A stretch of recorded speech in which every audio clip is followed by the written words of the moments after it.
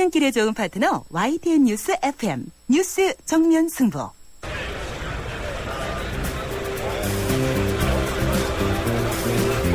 그들의 이야기가 아닌 우리, 진짜 우리들의 이야기를 들어봅니다. 시장에서 만난 오늘의 민심, 시장의 소리. 안녕하세요. 밥 먹으러 온 이인철입니다. 우리는 절대 안 씁니다. 방 안에 그 공기 탁한 데다가 가습기를 틀 경우에 말 그대로 다 폐로 일단 거치는 거 아니에요. 자기네들 아는 사람이 그런 걸로 해가지고 죽었다. 주변에서 그런 불상사가 있으니까 자기네들도 집에서 있던 것 절대 안 쓴다. 가습기로 인해서 사람이 죽었다니까 믿기 어렵고 진짜 한심하고 진짜 그렇게도 죽는구나. 아무리 인명은 제천이지만 정부기관에서 그 과정을 한 번도 겪어보지 않고 지금 나타나니까 그거 인재다 조사하고 좋은 사람만 억울하겠죠. 특히 신생아잖아요. 애들 민감하잖아요. 그래서 다 들어간단 말이에요. 들어간 애들이 면역력이 약하잖아요. 어른도 걸리는데 위로금, 장례비 이런 건 너무 작다고 야박한 것 같아요. 꼭 그 일이 터진 다음에 남들이 보면 부랴부랴 하는 것 같지 뭐.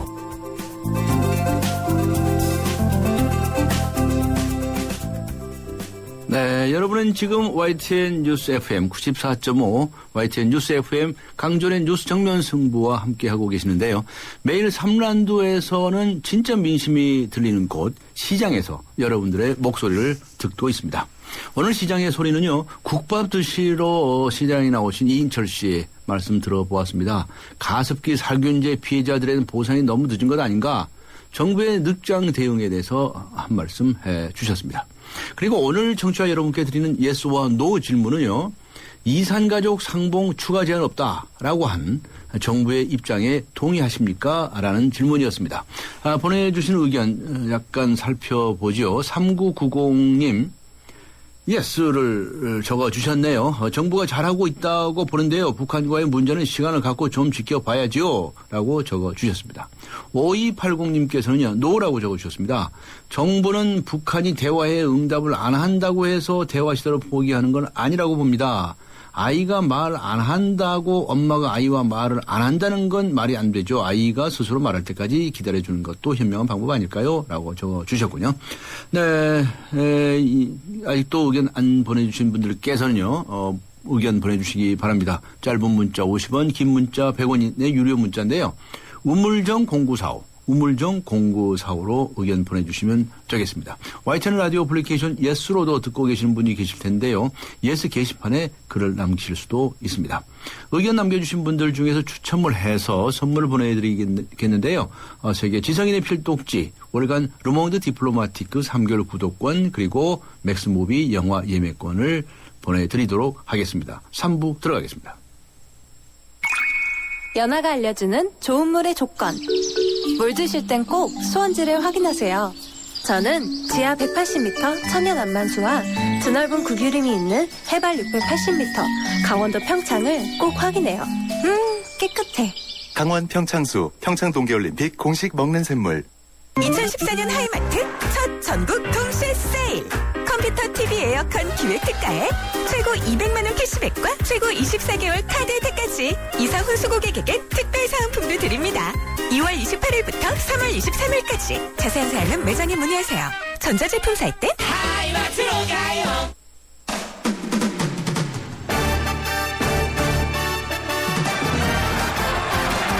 네, 강지훈의 뉴스 정면 승부 3라운드입니다. 먼저 스포츠 소식 알아보고 넘어가지요. 일간 스포츠의 이은경 기자 연결하겠습니다. 이은경 기자 안녕하세요. 네, 안녕하세요. 네, 오늘 김연아 선수하고 이성화 선수가 나란히 시상식장에 나왔다면서요? 네, 오늘 열린 그 제19회 코카콜라 체육 대상에서요. 김연아와 이성화가 공동 대상을 수상을 했습니다. 네. 이 상은요, 그 프로 종목을 제외하고 이 아마추어 선수들을 대상으로만 주는 상인데, 네. 사실 올해 공동 대상 이상화, 김연아 이 두 선수가 받은 거에 대해서는 전혀 아마 이견이 없을 텐데요. 네. 소치 동계올림픽 이후 이제 체육회가 주관하는 공식 행사 외에 다른 행사에서 두 사람이 동시에 나온 게 처음이라서, 네. 물론 엄청난 관심을 받았습니다. 카메라 많이 받았겠네요. 그럼요. 그리고 또 이 자리가 시상식이만큼요. 네. 이 두 선수 다 원래도 예쁜데 네. 정말 예쁘게 화장도 하고 아주 그래요? 여성스러운 옷을 입고 나와서 카메라 플래시가 엄청나게 터졌다고 합니다. 네. 소치 동계올림픽에서 이상화 선수 스피드 스케이팅 여자 500m에서 2연패를 했고요. 김연아 선수는 여자 피겨 싱글에서 또 은메달 획득을 했죠. 이 두 사람이 시상식에서 서로를 칭찬하는 아주 훈훈한 모습도 보여줬는데요. 네. 이 이상화 선수에게 이제 김연아 선수에 대해서 이야기를 해달라고 하니까 여신 같다. 여신 같다. 예, 여왕인데. 그렇죠. 여신 같고 네. 이 연느님이라는 단어가 생각이 난다. 그런 말을 네, 했는데요. 네. 뭐 팬들이 붙여준 별명인데 연하에다가 이 하느님이라고 네. 이제 재미있게 붙여서 이제 연느님. 여신이다, 연느님이다 이런 얘기를 했습니다. 근데 김연아 선수 역시 이제 이 얘기를 듣고 자기가 생각하는 이상화 선수는 이 서양 선수들 키가 큰 서양 선수들 사이에서도 이 체격 조건 불리한 이겨냈기 때문에 이상화 선수 존경스럽다 이런 말을 했습니다. 네. 그랬군요. 이상화 선수는 소치 올림픽 그 선수단 활약을 이어받아서 이 6월에 열리는 브라질 월드컵 축구 대표팀도 선전했으면 좋겠다 이런 응원을 했는데요. 네. 재밌는 게 이 첫 경기가 한국이 러시아전이더라 열심히 싸워달라 이렇게 아주 의미심장한 응원을 그랬군요. 전했습니다. 네, 우리 축구도 러시아하고는 반드시 이겨야 되겠네요. 네. 두 사람은 전부 다 지금 열애 중이죠? 그렇다고 다 보도가 돼서 굉장히 화제가 됐죠. 예. 박태원 선수 이야기인데 말이죠. 수영연맹이 이 포상금을 주게 돼 있었다면서요. 런던 올림픽에서 은메달을 받았었으니까. 근데 18개월 늦게 인재 지급을 했다는데 이게 참 쑥스럽네요. 예. 사실 수영연맹이 이제 런던 올림픽 은메달에 대해서 박재현 선수한테 이제 포상금 5천만 원을 지급하겠다 이렇게 공언을 했는데요. 그 포상금을 지난달 초에야 지급한 것으로 좀 뒤늦게 밝혀졌습니다. 런던 올림픽 직후부터 사실 이 포상금 두고 말이 좀 많았던 게 사실인데요.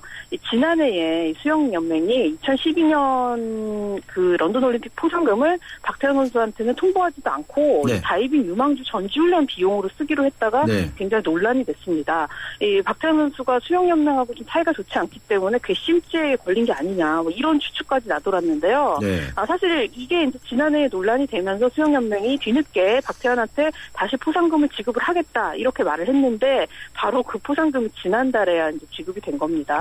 수영연맹 측은 이제 1년 예산이 정해져 있기 때문에 예산 확보하느라고 시간이 걸린 것뿐이다 이렇게 해명을 했는데 박태환 선수는 이번에 받은 포상금을 자신의 이름을 딴 재단을 통해서 후배들한테 모두 전액 장학금으로 쓰겠다 이렇게 밝혔습니다. 네, 그렇군요. 포상금을 늦게 준 어른들이 참 젊은 선수들보다 못하네요, 그죠? 게다가 또 박태환 선수는 이 포상금을 장학금으로 쓰겠다 이렇게 밝혔군요. 네. 의미하는 바가 크다고 생각이 됩니다.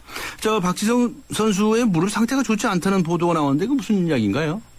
박지성 선수는 사실 과거 맨유에 있을 때부터 무릎 상태가 그다지 좋지는 않았고요. 이 무릎에 이제 물이 자주 차는 그런 상태였기 때문에 대표팀에서도 이제 2011년에 굉장히 이른 시기에 이제 대표팀 은퇴를 선언을 했는데요.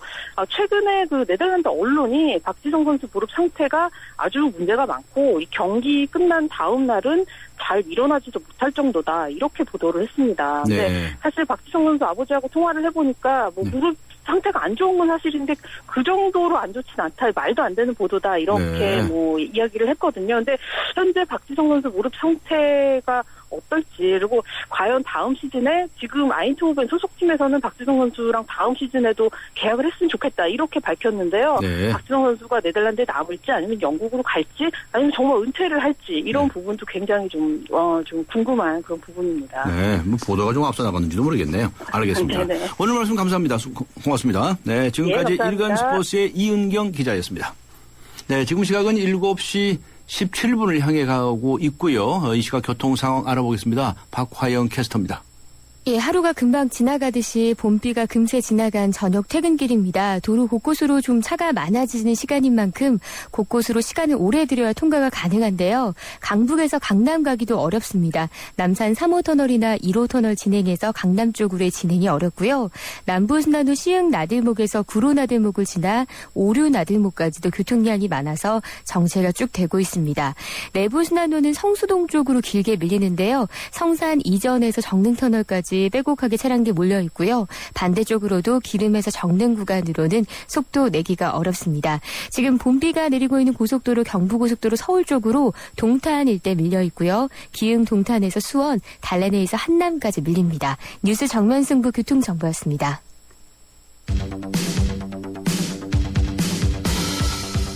퇴근길을 함께하는 냉철하고 따뜻한 뉴스 정면 승부. 뉴스 정면 승부는 여러분의 참여를 기다립니다. 50원의 유료 문자 샵 0945와 YTN 라디오 스마트폰 어플리케이션 예스를 통해 여러분의 의견을 보내주세요. 뉴스 정면 승부는 여러분의 의견에 항상 귀 기울이고 있습니다. 네, 강지원의 뉴스 정면 승부 3라운드 정면 인터뷰입니다. 어제 보건복지부 질병관리본부에서 지난해 7월부터 진행해온 가습기 살균제 피해 조사 결과를 발표했었죠. 가습기 살균제로 인한 폐 손상 의심 사례의 절반 가까이가 거의 확실한 피해 사례인 것으로 밝혀졌다고 하는데요. 자세한 내용들을 알아보겠습니다. 먼저 보건복지부의 역학조사과 박진 연구관 연결하겠습니다. 박진 연구관, 안녕하세요. 예, 안녕하십니까. 네, 먼저 이 가습기 살균제 피해 조사 결과를 발표하셨는데 그 내용이 어떤 건지 좀 간단히 소개부터 해주시겠습니까? 예. 우선 이 상황에 대한 좀 간단한 배경 설명이 좀 필요할 것 같습니다. 예. 저희가 그 2011년도 4월에 이 원인 미상 폐질환이 당시에 문제가 됐었고, 네. 그래서 저희가 이 질병관리본부에서 이에 대한 역학조사를 수행을 했었는데, 처음에는 이제 감염성 질환으로 의심되는 신고가 들어와서 저희가 바이러스나 세균 이런 병원체를 찾는 시도를 했었지만 이제 그런 것들은 없이 다른 원인을 찾아야 됐었습니다. 그래서 대신에 한 그 생활 환경에서 노출되는 요인들 중에서 가습기 살균제가 최종적으로 이 질환과 관련이 있다는 점이 확인이 돼서 그게 2011년도 11월에 저희가 발표를 한 바 있습니다. 그래서 그러면 이제 이러한 유사한 사례들이 더 있지 않겠느냐, 확인을 해봐야 되지 않겠느냐라는 말씀들이 있으셨고, 그래서 이에 대한 확인을 위해서 저희가 가습기 살균제를 사용을 하시고 폐에 유사한 질환이 발생했다고 의심되시는 분들이 계시면 신고를 해주십시오 이렇게 했고, 그래서 접수를 받기 시작을 했고요. 그래서 그 조사 결과를 이제 어제 발표를 하게 된 것입니다. 그래서 그 결과를 간단히 정리를 해서 말씀드리면은 총 361분 중에 가습기 살균제 폐 손상이 거의 확실한 사례가 127분, 가능성이 높은 사례가 41분, 가능성이 낮은 사례가 42분, 가능성이 거의 없다고 보이는 사례가 144분으로 확인되었습니다. 네, 그렇군요. 가습기 살균제로 이제 폐가 손상됐다고 주장하시는 분들 중에서 일부만이 이 피해 사실 인정받은 거네요. 그러니까 나머지 분들은 조금 전에 좀 가능성이 낮다, 가능성이 없다 이렇게 표현하셨는데 구체적인 이유가 뭐든가요? 그 다른 원인이 있든가요? 예, 그래서 그 부분도 그러면 좀 이 조사에 관한 설명이 좀 필요할 것 같습니다. 먼저 이번 조사에는 그 상당히 다양한 여러 분야의 전문가분들이 참여해 주셨는데요. 왜냐하면 원래 저희 질병관리본부는 그 감염 질환의 관리를 주 업무로 하는 기관이었기 때문에 이번에 이 가습기 살균제와 같은 환경적이나 화학적인 원인과 관련된 질환에 대해서는 외부 전문가분들의 주도적인 참여가 필수적이었기 때문입니다. 그래서 저희는 이제 그 2011년도 당시에 이제 이 사안이 문제로 떠올랐을 당시에 환자분들을 직접 이렇게 진료하셨던 그 호흡기 내과 선생님, 소아과 선생님 분들 같은 임상 전문가분들하고 또 병원에 계시는 영상의학과나 병리학과 또 예방의학 전문의 같은 분들을 함께 모시고 또 그 당시 역학조사를 할 때 동물 실험을 또 직접 수행하셨던 독성학 전문가나 또 환경보건 전문가분들 여기에 또 추가로 시민단체 분까지 모셔가지고 함께 이번 조사를 진행을 하고 또 이분들이 자문을 맡아주셨습니다.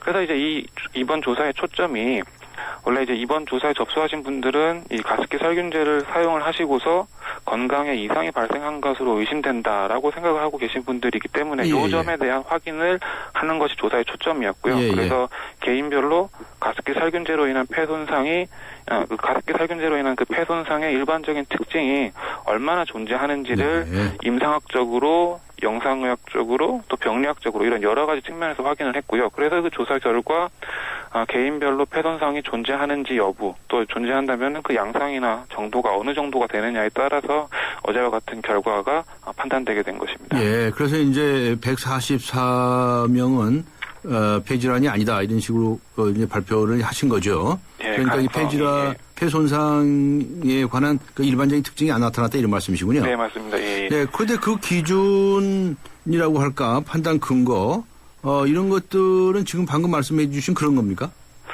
네, 그래서 저희가 그 판단을 하기 위해서는 이제 여러 가지 자료들이 필요한데요. 그래서 저희가 그 각 개인분들이 그 과거에 진료를 받으셨던 그런 의무 기록 자료를 제출을 받았고요. 예. 또 가습기 살균제를 직접 사용을 얼마나 하셨는지에 대한 그 이력을 설문조사를 실시하고 또 가구 방문 조사를 했었습니다. 예. 그리고 또 현재 상태가 어떤지를 확인을 해야 되기 때문에 저희 또 국립중앙의료원에서 배CT 검사나 폐기능 검사 같은 것을 또 이렇게 모셔가지고 검사를 시행을 했었고요. 그래서 이러한 정보들을 다 종합을 해서 볼 때 이러한 특징들이 얼마나 존재하느냐, 또 어떤 양상으로 존재하느냐, 이것을 판단을 하게 됐고, 좀 더 자세하게 설명드린다면은 그 폐손상 조사위원회에서 이제 논의를 한 바로는 가습기 살균제라는 이 물질이 어차피 호흡기로 들어오는 물질이기 때문에 사람한테 노출된다면은 주로 이제 손상을 받게 되는 부위가 폐 속에서도 저기 그 기관지 저 끝부분 말단 기관지 부위가 됩니다. 그래서 이 주변에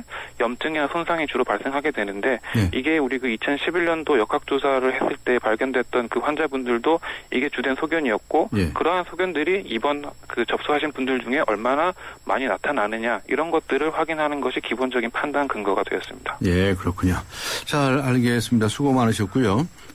피해자분들은 또 어떻게 생각하시는지 이야기를 들어보도록 하겠습니다. 오늘 말씀 감사합니다. 네, 감사합니다. 네, 수고하셨습니다. 지금까지 보건복지부 역학조사과의 곽진 연구관과 함께 했고요. 가습기 살균제 피해자 모임 쪽에 입장을 들어보도록 하겠습니다. 대표를 맡고 계시죠. 강찬호 씨 연결하겠습니다. 안녕하세요. 안녕하세요. 네, 조금 전에 보건복지부에서 말씀하신 거 들으셨죠? 네네, 들었습니다. 네, 뭐 다 동의하십니까? 아니죠. 저희 입장에서는 일단 뭐 저희가 알기로 이제 500여 명이 이제 그 질병관리본부에 당초에 접수된 걸로 알고 있었고요.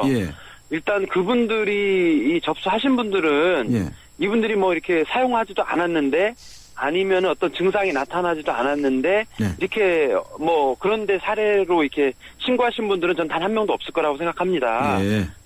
그래서 하여튼 뭐 너무나 적은 인원이 일단 이렇게 나온 거에 대해서는 상당히 놀랐고요. 이런 부분들에서 이제 이렇게 억울한 이런 상황에 처해져 있는 분들에 대해서는 어떻게 해야 될지 사실 지금 난감한 입장입니다. 지금 조금 전에 보건복지부 당국자 이야기에 의하면 361명이라고 당초에 신고가 됐었다. 그리고 이제 그래서 이제 그분들에 대해서 조사를 했다고 얘기를 하는데 선생님께서 아시기로는 한 500여 명 될 거다 이런 얘기로군요. 네네. 접수를 신청하신 분은 그렇게 됐고요. 나중에 최종적으로 어쨌든 국립의료원에 와서 검진을 받으라든지 뭐 이런 것들이 이제 추가적으로 요청이 됐어요.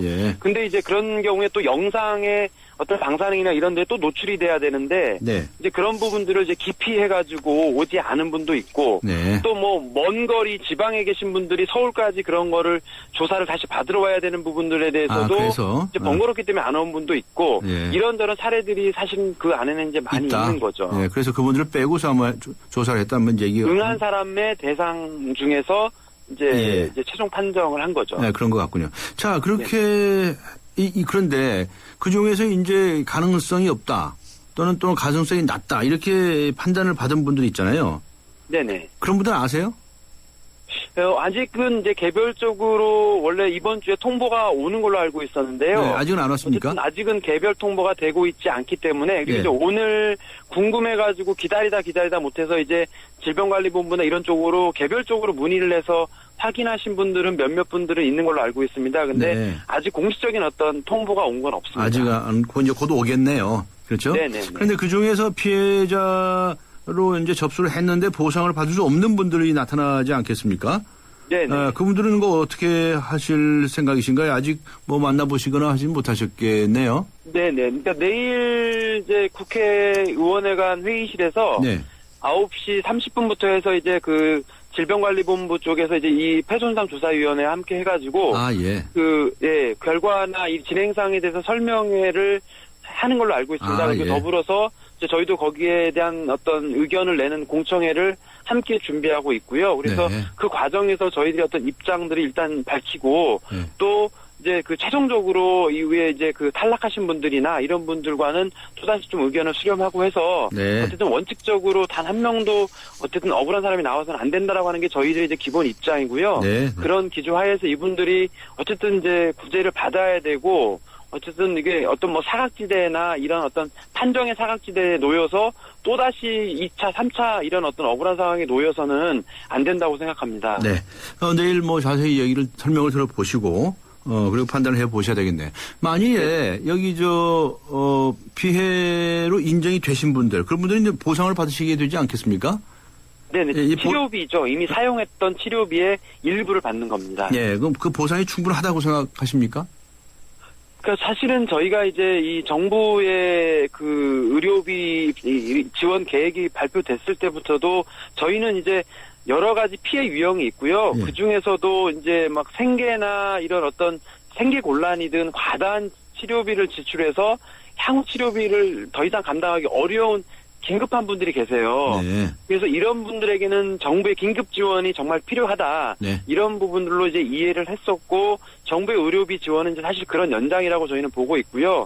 근데 이제 피해를 당하신 분들이 뭐 치료비뿐만이 아니고 생계 곤란을 겪는 경우들, 뭐 폐 이식을 하거나 사망한 경우들 엄청난 피해 사례들이 많거든요. 그러면 그런 분들에게 일부의 진료비나 뭐 일부의 장의비를 지급하는 것들은 사실은 이제 긴급구제의 어떤 제한적인 어떤 지원이지 이게 마치 이제 뭐 정부가 나서서 피해자들을 전면적으로 구제하는 것처럼 잘못 알려지는 이런 차원의 문제는 아닌 것 같아요. 네, 알겠습니다. 시간이 돼서 여기서 듣고요. 잠시 후에는 변호사 이야기도 들어보도록 하겠습니다. 수고하셨습니다. 네네. 지금까지 가습기 살균제 피해자 모임의 대표이시죠. 강창호 씨와 함께 했습니다. 이번에는 이 모임의 집단 소송을 맡은 분입니다. 여영학 변호사 연결해서 관련 이야기 들어보도록 하겠습니다. 여영학 변호사 연결합니다. 안녕하세요. 예, 안녕하세요. 네, 정부 쪽에서 이 가습기 살균제 피해자에 대해서 보상하는 문제에 관해서 명확한 답변이 나왔나요? 어제 발표가 됐으니까 아마 일단은 개별 통지를 할 거고요. 피해 사례가 발표가 됐겠죠? 예. 그러니까 개별 피해자들마다 통보도 하게 될 거고. 전체 자료는 아마 저희들은 진행 중인 소송에 소송 절차에서 법원으로 그 자료가 제출이 될 것이기 때문에 그걸 통해서 아마 최종적으로 확인할 수 있을 겁니다. 지금 소송을 진행하고 있습니까? 그 소송에 대해서 설명을 먼저 좀 해주시겠습니까? 이 소송이 이제 가습기 살균제 피해를 입은 분들 중에 전체는 아니고요. 그 중에 일부 유가족도 계시고. 이유가족이 피해를 입었던 분들도 계시고. 이분들이 원고가 돼서. 몇 분이나 하셨나요? 가족들까지 쳐서는 7, 80명 정도 되는데요. 7, 80명 정도. 그러니까 전체 피해자는 아닙니다. 물론. 물론 일부. 이분들이 원고가 돼서 가습기 살균제 제조 유통 관여했던 회사들과 정부를 상대로 소송을 하고 있는 겁니다. 지금 재판이 어느 정도 진행이 되는데요? 시간은 좀 많이 지났지만 아직 본격적인 제일 핵심이 될 만한 인과관계 문제에 대해서는 아직 초기적인 상태입니다. 아직 초기적인 상태예요? 소송을 제기하신 지가 2012년 아닌가요? 2012년도 있고요. 2013년에 제기된 사건도 한국도 있고. 다 병합이 돼서 하나요? 재판부도 좀 달리 진행이 되고 있습니다. 달리 진행되고 있고요. 자, 근데 이번에 이 피해 사례로서 인정이 된 이런 분들은 아무래도 재판에서 유리하겠군요. 그렇습니다. 거기서 인과관계를 어느 정도는 확정을 했고 많은 분야의 전문가들이 모여서 연구하고 검토하고 조사한 결과를 밝힌 걸 테니까 굉장히 유리한 증거가 될 것 같습니다. 결정적인 증거라고 해도 되겠죠. 그런데 이 피해 사례라고 이제 신고하신 분들 중에 폐 손상 가능성이 없다. 그다음에 낮다. 이렇게 이제 판정을 받으신 분들이 있어요. 그 144명, 42명 모니터분이 보건복지에 발표를 했는데 이분들은 어떻게 해야 될까요? 글쎄요, 저도 이제 그분들이 어떤 이유로 그랬는지 네. 인과관계가 인정이 되지 않는다고 했는지는 뭐 확인할 길은 아직은 없는데요. 네. 그 이유에 따라서 좀 다르지 않을까 싶습니다. 만일에 개별적으로 가습기 살균제를 사용했는지가 불분명하다거나 이런 거라면 뭐 사용 사실을 좀 더 증명하는 입증을 해야 될 것이고 방법을 통해서 법원을 통해서라도 배상을 받을 가능성도 뭐 없지는 않다고 봅니다. 네. 그건 이제 지금 원고들 중에서도 인정이 되신 분이 있고 안 되신 분이 있고 할 수도 있겠네요. 예, 그럴 것 같긴 합니다. 네. 예. 그런데 이런 얘기가 있었어요. 그 정부에서는 말이죠. 이 예산이 부족해서 그동안에 조사와 이 해결 방안을 찾는 것을 미뤄왔다. 국회에서 예산 관련 법안이 돼서 보상 절차가 진행될 수 있는 거다. 뭐 이런 얘기가 있는데 무슨 얘기입니까? 작년에 뭐 국회나 정부 차원에서 여러 차례 이 문제가 논의가 되고 가습기 살균제 피해자들이 뭐 심각한 피해를 입고 있고 아직도 치료를 하고 있는 분들이 있는데 이분들 중에 긴급한 진료도 제대로 받지 못하거나 객관적으로 뭐 가습기 살균제로 인한 피해인 게 분명한데도 아무런 구제도 받지 못한 채로 소송 결과를 기다려야만 되는 이런 사람들에 대해서 뭔가 정부가 나서서 대책을 세워야 되지 않느냐. 이런 얘기가 오가던 중에 아마 최종적으로는 환경부에서 환경성 질환으로 인정을 하면 일부 보상이 가능하다. 고 하는 차원에서 이제 부분적인 보상을 하는 대책으로 이번에 마련된 걸로 알고 있습니다. 예산이요? 예. 아, 그렇군요. 업체들에 대해서는 무슨 반응이 아직 없습니까? 업체들 중에 한 군데 정도는 가해 사실을 인정해서가 아니라 도의적인 차원에서 보상에 쓰일 만한 기금을 지출하겠다. 한 데는 있었던 걸로 이제 보도가 되고 있습니다. 직접 하시는 건 아니고 보도를 통해서 하셨군요. 알겠습니다. 그렇습니다. 시간이 다 돼가지고 오늘 여기서 마치겠습니다. 수고하셨습니다. 네, 감사합니다. 지금까지 가습기 살균제 피해자 모임 집단 소송을 맡고 있는 여영학 변호사와 함께 했습니다. 침대는 과학이다. 침대과학 50년이 이룬 세계 최고 기술력. 배우던 나라에서 가르치는 나라로 우리 침대에서 자기 할 것이다. 전 세계인을. 에이스 침대. 자동차를 포장하는 모든 형용사와 감탄사를 빼고 나면 남는 단 4개의 동사. 자동차의 본질은 결국 이 4가지. 본질로부터 소나타. 3월 24일. New thinking, new possibilities. 현대자동차. 네, 오늘 뉴스 정면 승부가 여러분께 드리고 있는 질문은 이런 것이었죠. 이산가족 상봉 추가 제한 없다고 한 정부의 입장에 동의하십니까? 라고 하는 것이었는데요. 여러분들께서 지금 의견들을 주고 계시죠. 7212님. 예스라고 적어주셨습니다. 모든 부분에는 밀고 당기가 필요하지요. 정부가 이만큼 제안했으면 북한에서도 수용할 줄 알아야 하는데 밀어내기만 해서 답답하네요. 조금 기다려볼 필요가 있지 않을까요? 라고 적어주셨고요. 8282님께서는 노라고 적어주셨습니다. 아까 인터뷰에서 전문가분 말씀대로 통일부는 통일을 전제로 존재하는 부처입니다. 더 이상의 대화가 없다면 통일부의 존재 이유도 없다고 생각합니다. 라고 적어주셨군요. 아직도 시간이 있습니다. 짧은 문자 50원, 긴 문자 100원의 유료 문자입니다. 우물정 0945. 우물정 0945로 여러분의 의견 보내주시기 바랍니다. YTN 라디오 애플리케이션 예스로 듣고 계신 분들도 계실 텐데요. 예스 게시판에 글을 남겨주셔도 됩니다. 의견 남겨주신 분들 중에서 추첨을 해서 소정의 선물을 보내드리도록 하겠습니다. 4부에서 뵙겠습니다. 서양 고전음악을 완성시킨 천재 작곡가 악성 베토벤. 그의 음악적 잠재력을 일깨워준 사람은 스승인 크리스티안 네페 선생님이었습니다. 네페 선생님은 지루한 이론과 반복적인 연습을 강요하지 않았습니다. 이탈리아와 프랑스, 독일의 유명한 오페라를 감상할 기회를 마련했고 어린 베토벤이 음악에 대해 더 깊이 느끼고 생각할 수 있도록 이끌었습니다. 가르치는 것이 아니라 깨우치는 교육. 아이들의 잠재력을 활짝 꽃피우는 우리 교육의 희망입니다. 이 캠페인은 IM 더 키, 눈높이 대교와 함께합니다. 엄마, 간병인이 없어도 환자를 돌봐주는 병원이 있다고요? 환자 안심병원은 전문 간호사가 간병 서비스를 24시간 전담하여 환자에겐 빠른 쾌유를, 환자 가족들에겐 간병에 대한 부담을 덜어드리고 있습니다. 환자 안심병원 이용 정보는 02-2276-7000번 또는 검색창에 환자 안심병원을 검색하세요. 먹고 사는 걱정 덜어주는 민생 안심 정보 모르면 안 돼요. 천만 시민 생활의 힘 캠페인은 서울특별시가 함께합니다. 살아있는 뉴스, 깨어있는 방송, 한국의 뉴스 채널 YTN 뉴스 FM. 네, 94.5 YTN 뉴스 FM 강조의 뉴스 정면 승부 4부입니다. 오늘 청취자 여러분들께 드리는 예스와 노 질문은요. 이산가족 상봉 추가 제한 없다. 고한 정부의 입장 동의하십니까? 입니다. 많은 의견 주시기 바라고요. 잠시 후에는 우리를 바꾸는 수다 코너에서 경제 문제에 관한 경제 수다를 함께 하도록 하겠습니다. 강지원 변호사와 함께하는 유쾌한 수다 한판. 우리를 바꾸는 수다.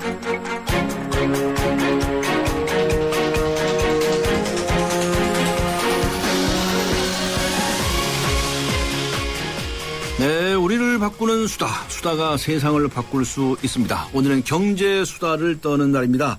오늘 함께해 주실 분은 대한금융경제연구소의 김동환 소장입니다. 안녕하세요. 예, 안녕하세요. 네, 경제 문제에 관해서 이제 수다를 좀 떠는 시간인데요. 예. 그런데 이 경제 문제가 이게 너무 심각하지 않습니까? 심각한데 뭐 어떡하겠습니까? 아니, 오늘 가난 이야기를 좀 해야 되겠는데 얼마 전에 정말 가슴 아픈 일들이 보도가 됐었죠. 예. 가난해서 정말 죽음의 문턱으로 가신 참 산모녀 사연을 비롯해가지고 정말 이 빈곤을 하다 보면서 다 이 참 극단적인 선택을 하는 건 아닌데 그러나 이 또 가난이 크게 몰리면 또 그렇게 어려움에 처하신 분들께서 극단적인 선택을 할 수가 있단 말이죠. 그 사건 보시고 어떤 느낌을 가지셨나요?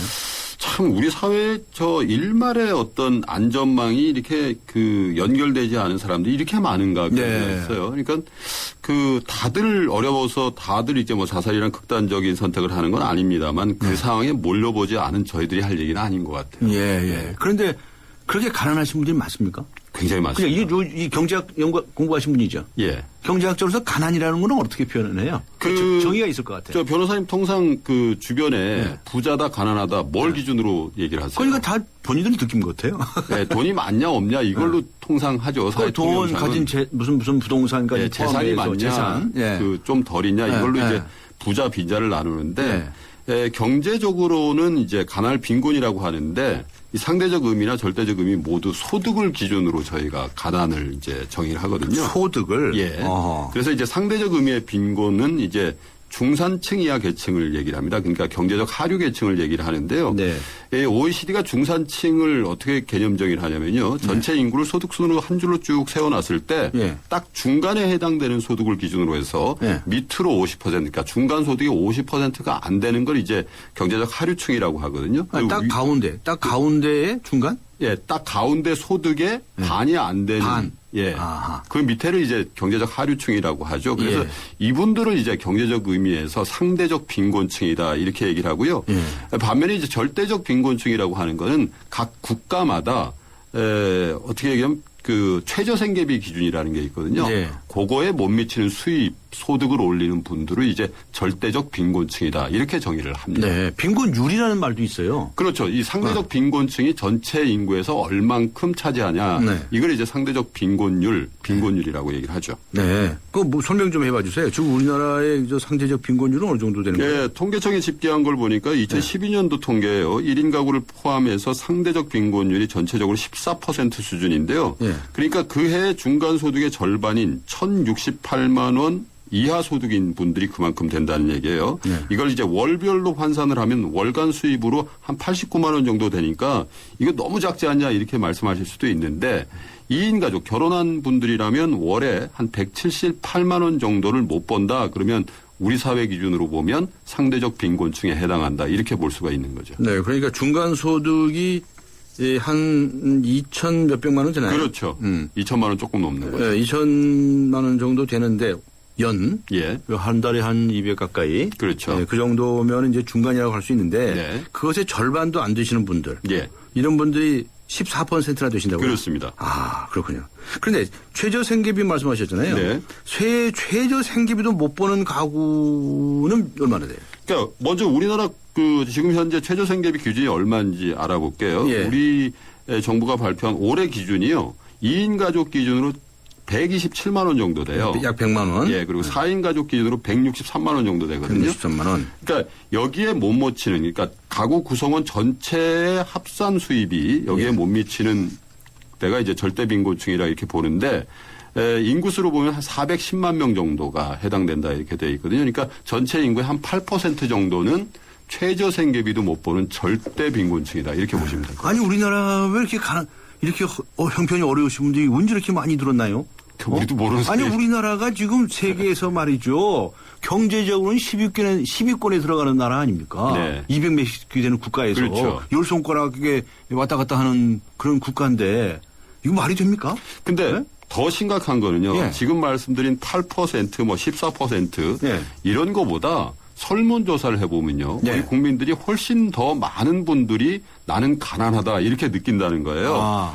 작년에요. 통계청에서 19세 이상의 17,000명 국민들을 상대로 해서 설문조사를 해보니까 네. 전체 응답자의 46.7% 그러니까 50% 가까운 분들이 자신을 경제적 하층민이다 이렇게 대답을 했거든요. 본인들이 그렇게 느낀다는 거 아니에요? 그렇죠. 그러니까 경제적인 소득은 뭐 경제학자분들이 예. 앞에 말씀하신 것처럼 그렇게 분류해서 말씀할 텐데 예.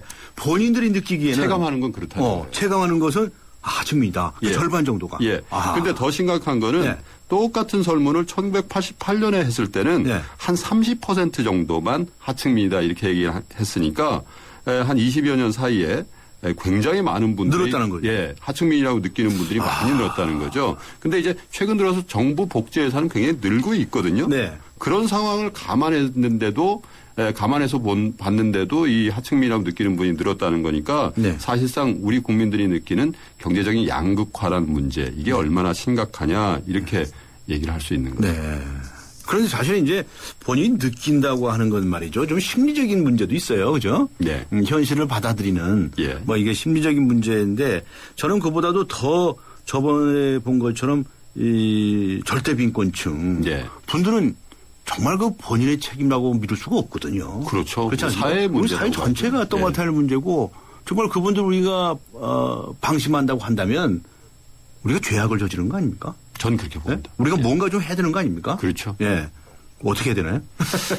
뭐 여러 가지 문제가 여러 가지 이제 해결책이 네. 있을 텐데요. 네. 또 한 가지 제가 또 그 해결책 얘기하기 전에 네. 문제 얘기를 하고 싶은 게 양극화 문제 얘기를 저희가 하고 있었는데 네. 그 속도가 우리나라가 의외로 굉장히 빠르다는 얘기예요. 예를 들면요. 아시아 개발은행이라고 있잖아요. ADB의 조사에 따르면요. 우리나라가 아시아 28개국 중에 양극화의 속도가 가장 빠른 나라다. 왜 우리가 경제학적으로 좀 어려운 얘기일 수도 있습니다만은 양극화를 나타내는 소득 불평등을 나타내는 계수 중에 진위 계수라는 게 있는데 이 진위 계수가 올라가고 있는 속도가 우리나라가요. 아시아에서 5번째로 빠른데 그 앞에 있는 나라들 보니까 인도네시아, 라오스, 스리랑카 이런 나라들이에요. 이런 나라들하고 비슷하다는 거예요. 우리나라가 지금 그 정도 수준이라는 말씀인가요? 근데 이제 우리나라는 뭐 아시다시피 소득 기준으로 25,000불 가까이 되는 이런 나라들하고는 차별화가 돼 있는 나라인데 이 정도 소득이 되면은 뭐 부유층 세금도 좀 늘고 해서 양극화 속도가 좀 줄게 돼 있거든요. 그런데도 이제 라오스나 스리랑카 같은 나라하고 양극화 속도가 같다고 하니까 비슷하다고 하니까 이게 얼마나 심각한 거냐 이런 문제가 진위 계수라고 갑자기 유식한 말씀하셨는데 죄송합니다. 많은 분들이 아시죠? 네, 아시는데 방금 말씀하신 것처럼 우리가 1인당 소득이 2만 5천 불 모란대를 가고 있지 않습니까? 네. 그런데 그냥 인도네시아, 라오스, 스리랑카하고 같이 간다고요? 네. 야, 이건 좀 문제가 있는데요. 그렇죠. 이 잘 사는 선진국이라고 해서 빈곤율이 좀 낮아집니까? 꼭 그렇지는 않겠습니다. 왜냐하면 상대적 빈곤율이기 때문에 이 경제적으로 얼마나 분배가 잘 되고 있냐 이게 굉장히 중요하겠죠. 예를 들면 OECD 국가들 중에요. 빈곤율이 가장 높은 나라가 어디냐 봤더니 소득 기준으로 1인당 국민소득 기준으로 3만 불이 넘는 이스라엘이 1등이에요.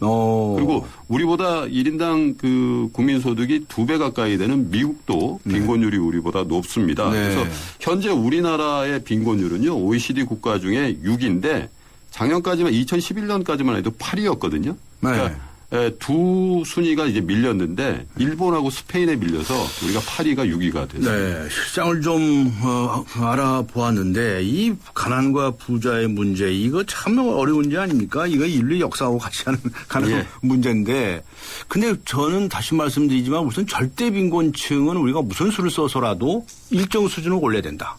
뭐 중산층을 올린다. 그것까지는 안 된다 하더라도 기본적으로 생계는 어떻게 해결해야 되지 않겠습니까? 그렇죠. 그러니까 정부 예산을 써야 된다는 얘기예요, 결국은. 지난번 같은 자살 그 세모녀 사건 같은 거를 없애려면 정부가 예산을 적극적으로 써야 되는데 어떻게 생각하세요? 그러니까 기초생활보장 수급자가 작년 기준으로 우리 사회에 보니까 135만 명이거든요. 근데 최저생계비 이하로 살아가는 절대 빈곤층은 우리 사회에 몇 명이 있냐면 410만 명이 있습니다. 그러니까 한 270만 명 정도 이상의 국민들이 절대적인 붕괴 상태에 있으면서 사회적인 부조를 전혀 못 받고 있다는 상황이거든요. 차상위 계층을 근데 이제 아시다시피 변호사님 아시다시피 우리가 이제 복지 예산 100조 시대가 열렸다는 얘기를 하거든요. 그런데도 불구하고 이런 사각지대에 있는 분들은 여전히 늘고 있다는 게 어떤 구조적인 문제다 이런 생각이 좀 들어요. 구조적인 문제니까 바꿔야죠. 구조적인 문제를 바꾸기 위해서 무엇을 해야 됩니까? 이 뭐 짧은 시간에 수다 갖고 될 일이 아닌데. 그렇죠? 뭐 구조적인 문제이기 때문에 사실 좀 얘기가 길어질 수도 있는데 앞서 제가 전체적인 사회 국가의 부가 늘어난다고 해서 이 빈곤율이 떨어지는 거 아니다 이런 말씀 드렸잖아요. 그러니까 이 경제 주체들의 소득 분배 이걸 좀 균형을 잡아줘야 된다 이런 얘기를 꼭 해드리고 싶어요. 왜냐하면 최근 한 10여 년 동안 보면요. 경제 주체 중에 가계소득은 한 10%포인트 정도 비중이 줄었고요.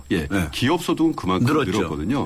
그러니까 이게 빈자와 부자만의 어떤 가계들 간의 문제가 아니라 기업과 가계소득의 양극화가 낳은 어떤 문제다. 이렇게 보니까 사실 정부 정책도 어떻게 보면 가계소득 비중을 앞으로 좀 늘려주는 쪽으로 가야지만. 가계소득을 늘리려면 뭐 일자리 만들고 충분한 보수를 받게 하고 뭐 그렇게 해야 되겠죠. 그러니까 이제 그렇지 않으면 이제 아주 절대 빈곤층에 대해서는 국가에서 나눠줘야죠. 그리고 이제 근본적인 문제는 기업들이 투자를 좀 하고 일자리를 많이 만들어야 근본적인 처방책이 되는 거죠. 예산 가지고 계속 한다는 건 사실 그 자리에 계속 있게 만드는 거죠. 그런데 기업들이 사내 유보금을 왕창 쌓아놓고서는 투자 안 하지 않습니까? 그래서 옛날에 그 낙수효과라는 게 있었어요. 이 성장론자들은 기업이 투자를 많이 하면 저절로 일자리도 많이 늘어나고 그래서 낙수 효과, 트리클 다운이라고 그러죠. 그런 효과가 생길 거다. 그래서 다 옆에 있는 사람들 다 먹고 살게 해줄 거다라고 했거든요. 아니 근데 어떻게 하다 보니까는 가진 쪽에서는 왕창 창고에다 돈 쌓아놓고 없는 사람들에게는 일자리는 안 만들어주고 이게 또 IT하고도 관련이 있어요. 이거 현상 어떻게 해야 됩니까? 그래서 낙수 효과라는 거 말씀하셨는데 예전에는 그러니까 80년대, 90년대까지는 그게 좀 있었던 것 같아요. 그때는 어디 그게 정답이었어요. 근데 전 정부인 MB 정부 때 보면 그 전반 기업은 비즈니스 프렌들이라고 해가지고 얼마나 기업들을 그 여건 좋게 해줬어요. 많이 해줬죠. 그 기간에 가계소득하고 기업소득의 양극화가 더 많아졌어요.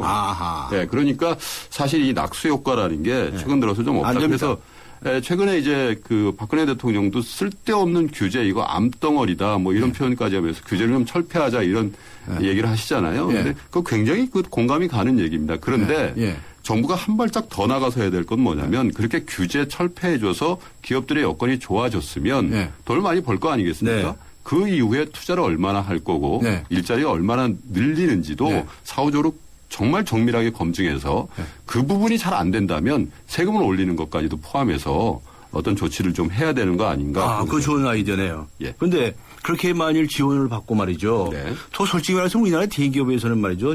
세금 감면 받는 게 또 얼마나 많고 R&D 자금 얼마나 지원받습니까? 그렇죠. 그럼 그렇게 해서 성장을 했으면 그 투자도 좀 많이 해서 일자리를 만들어야죠. 돈 많이 벌었는데 투자도 않고 돈 꼬불쳐 놓고 있는 사람들을 혼내주는 방법 없어요? 그게 이제 곧 세금밖에 없어요. 법인세 올리든지 아니면 네. 최근에 그 기업들이 이제 그 투자 안 하고 남겨둔 그 잉여금이나 유보금, 사내 유보금이죠. 사내 유보금에 대해서도 좀 과세를 하자 이런 얘기들이 이제 야당을 중심으로 법안도 제출이 되고 뭐 그러니까 외국에 그런 사례가 있나요?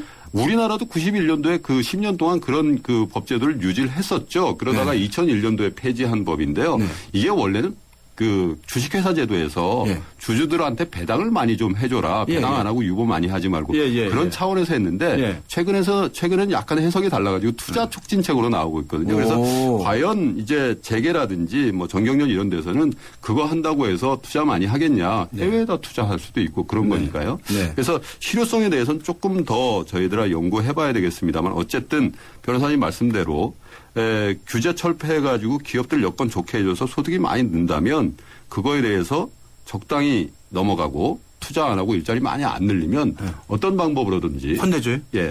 뭐 징벌적 과세를 좀 해야 될 징벌적 과세. 와, 그것도 연구해 볼 만한 일이네요. 그런데 저는 이 경제 문제에 대해서는 늘 투트랙으로 가야 된다고 생각합니다. 그렇습니다. 그 재벌이라든가 기업에서는 정말 규제를 풀고 더 이제 날개를 펴고 나갈 수 있게끔 하고 동시에 이 자영업자들이라든가 무슨 이 저 중소업체들에 대해서는 아주 파격적으로 지원을 해야 된다고 생각해요.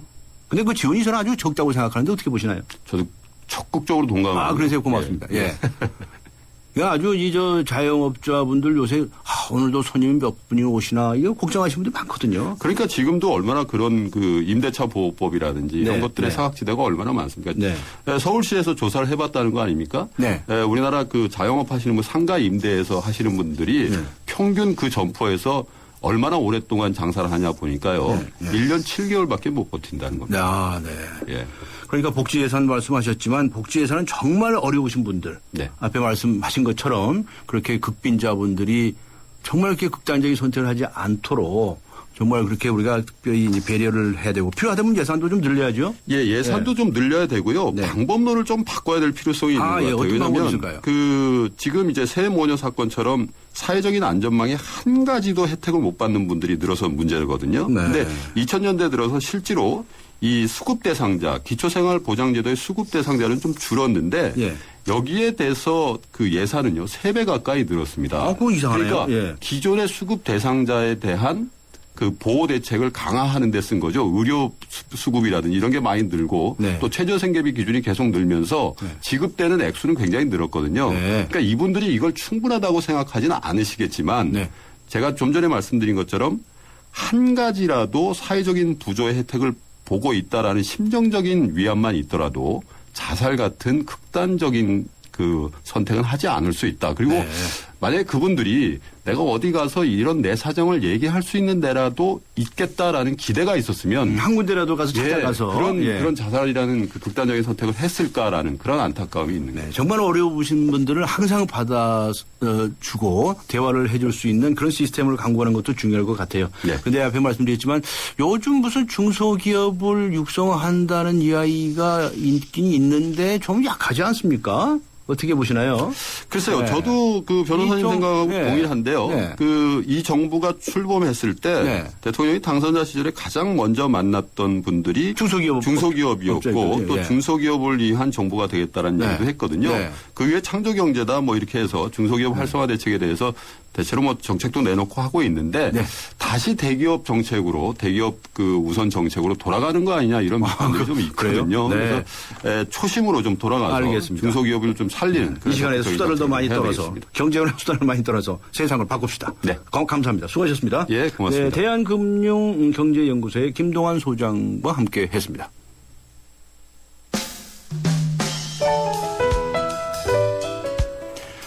감사합니다. 오늘 강전의 뉴스 정면 승부 여기에서 마치겠습니다.